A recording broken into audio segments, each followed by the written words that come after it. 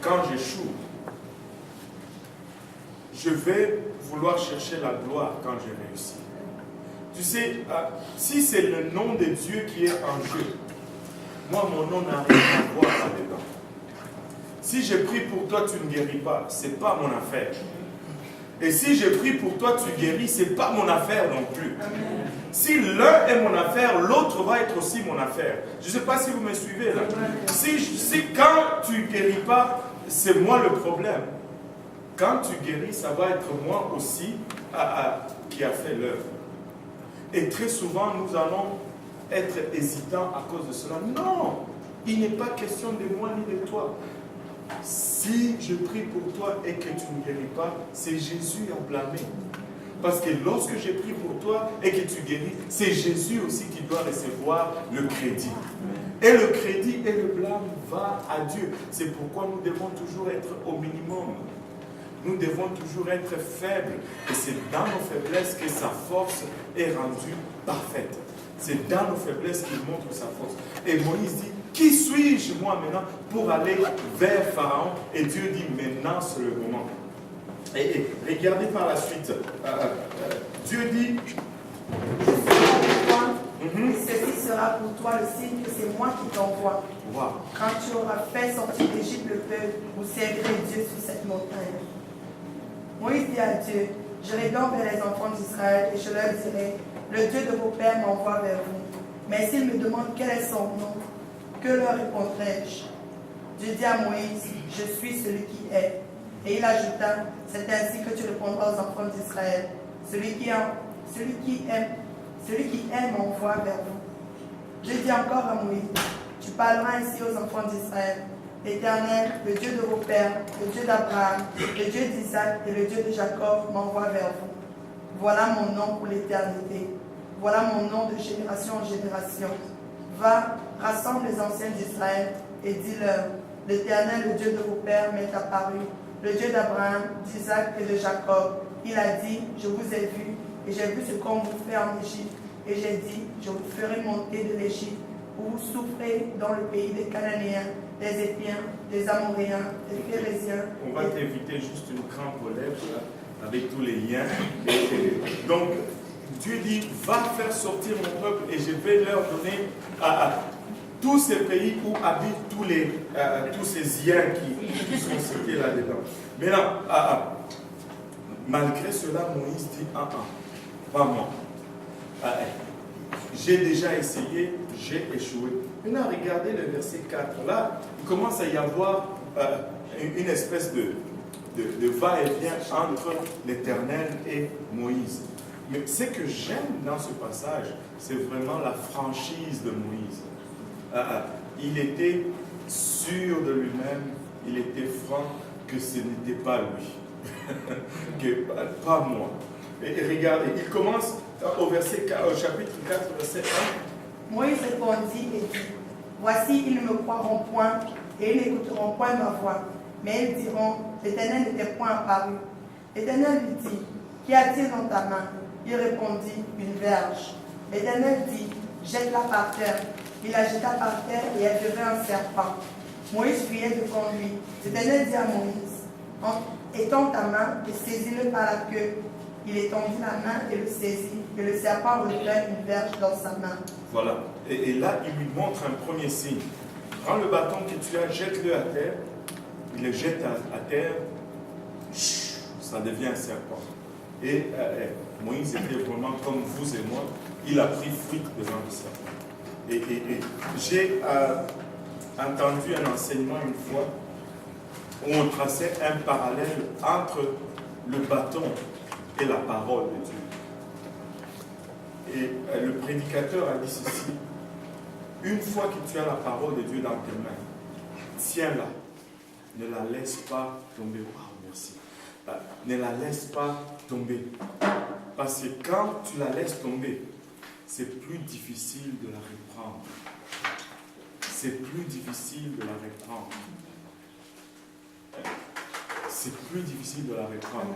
Et Moïse devait maintenant prendre le serpent par la queue et il est devenu un serpent. Et Dieu va lui faire faire plusieurs tours ici. Il dit, mets ta main dans ton sein, dans ton manteau. Il sort, la main devient couverte de lèpre. Il dit, rentre encore ta main, il la sort. C'est tout normal. Quelle puissance!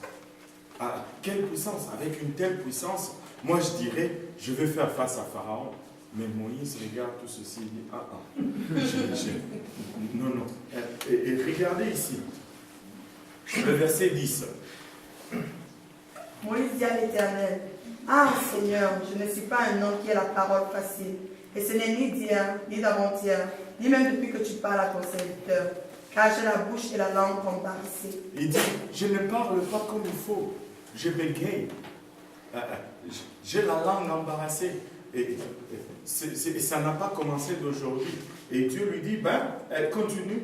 L'Éternel lui dit, qui a fait la bouche de l'homme et qui rend muet ou sourd, voyant ou aveugle? N'est-ce pas moi, l'Éternel? Va donc, je serai avec ta bouche et je t'enseignerai ce que tu auras à dire.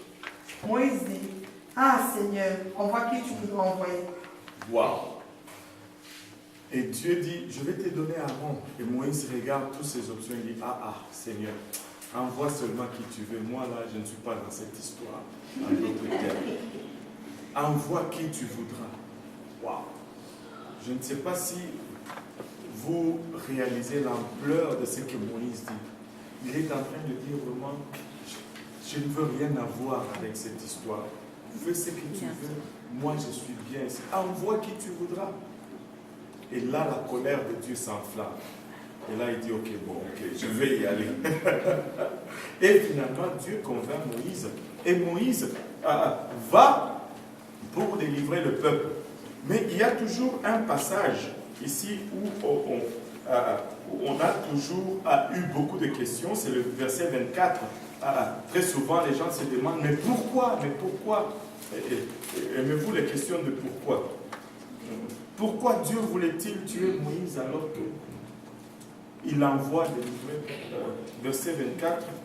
Pendant le voyage, en un lieu où Moïse passa la nuit, l'Éternel attaqua et voulut le faire mourir. Séphora prit une pierre aiguë, coupa le prépuce de son fils et le jeta aux pieds de Moïse, en disant, tu es pour moi un époux de sang.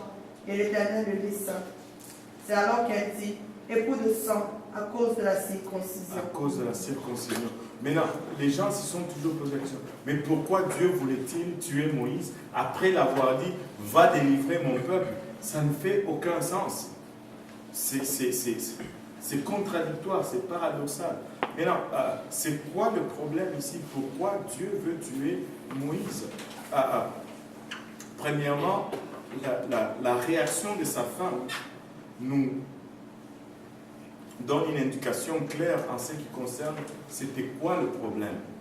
Dieu avait donné comme alliance au peuple juif la circoncision. Et c'était là, pour un juif, la circoncision est égale au baptême pour nous. Amen. C'est ce que Paul dit. C'était ça qui scellait leur alliance avec Dieu.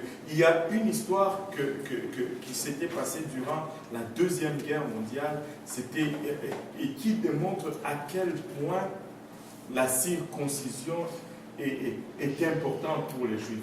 C'était cette femme juive qui travaillait dans une des buanderies pour les nazis et elle était enceinte. Et en ce temps-là, quand il voyait une femme juive enceinte, dès que le bébé naissait, il est tué. Elle a caché sa grossesse et quand elle a enfanté le bébé était un garçon. Elle l'a caché pendant 8 jours. De toute façon, éventuellement, ils allaient découvrir cet enfant. Mais elle l'a caché pendant 8 jours. Et le 8e jour au matin, elle s'est réveillée, elle courait partout. J'ai besoin d'un couteau, j'ai besoin d'un couteau. Et tout le monde s'est demandé, mais qu'est-ce qui se passe? Elle a pris, on lui a donné un couteau, elle est allée. Elle a circoncisé son enfant. Et elle l'a emmailloté avec son sang dans les draps. Et elle est sortie avec. Et elle dit, maintenant, vous pouvez les tuer. Parce qu'il fait partie de l'alliance. Il ne doit pas mourir avant de faire partir de l'alliance. C'était ça la circoncision pour le peuple juif. C'était la marque de l'alliance. C'est comme le baptême d'eau pour nous, c'est ce qui nous fait rentrer dans l'alliance. Maintenant, Moïse s'en va pour se mettre au service de Dieu. Alors, on va spéculer là-dessus et je me sens vraiment libre de le faire parce que tout indique que c'est ça. Il aurait parlé à sa femme parce que sa femme le savait. Il aurait parlé à sa femme que ses enfants, ils doivent être circoncis. Et sa femme, évidemment, se serait opposée à Moïse. Et Moïse était en train d'aller au service de Dieu alors que sa maison n'était pas en ordre. Et Dieu a dit, mets d'abord ta maison en ordre avant d'aller t'occuper de ma maison. Et quand cette histoire est arrivée la nuit, la femme savait exactement c'était quoi le problème et elle est allée faire cette circoncision à Rakiri et Dieu a laissé Moïse tranquille. Et il faut que tu rentres dans l'alliance. Parce que quand tu rentres dans l'alliance, c'est là où tu as... C'est l'alliance qui te protège. Tu ne peux pas aller en guerre sans porter l'uniforme. Tu dis, bon, moi je vais aller en guerre, je vais être du côté, je ne sais pas moi, des Américains ou des Canadiens, peu importe. Mais si tu ne portes pas la même uniforme, ils risquent de te tirer une balle quand ils voient que tu as une arme dans les mains. Il faut que tu portes l'uniforme.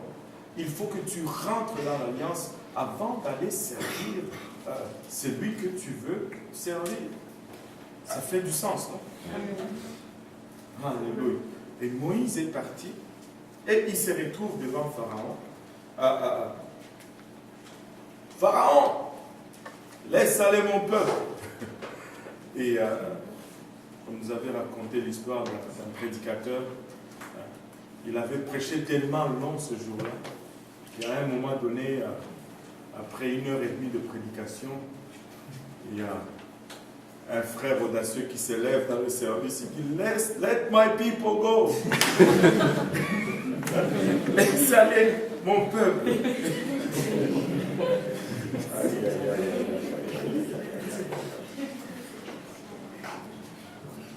Maintenant, Pharaon va devant l'Éternel, plutôt Moïse va devant Pharaon au chapitre 5, et il lui dit, on va le lire aussi, Genèse 5 à partir du verset 1. Moïse et Aaron se rendit ensuite auprès de Pharaon, et ils lui dirent, ainsi parle l'Éternel, le Dieu d'Israël, laisse aller mon peuple pour qu'il célèbre au désert une fête en mon honneur.